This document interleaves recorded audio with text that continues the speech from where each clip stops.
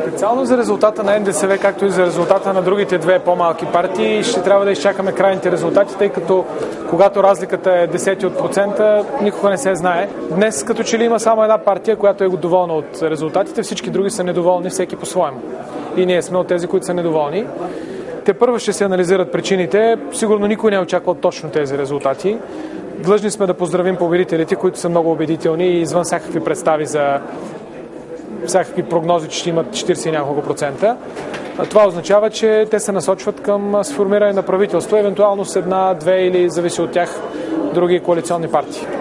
Ние всъщност загубихме 1/3 от своята подкрепа в момента, в който влязохме в коалицията, след което имаше мъчителни 4 години с преливи и отливи, с спадове и малък възход.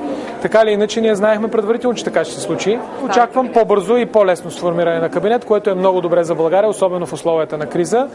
Тук вече зависи от ГЕРБ да си избере от колко коалиционни партньори има нужда и какво мнозинство желая да състави. Биха могли да създадат по-тясно мнозинство и да играят по-рисково. Другия вариант е да създадат малко по-широко мнозинство и дори да гонят, така да се движат в посока на конституционно мнозинство, но това те ще се направят тази сметка и имат правото на победителя днес.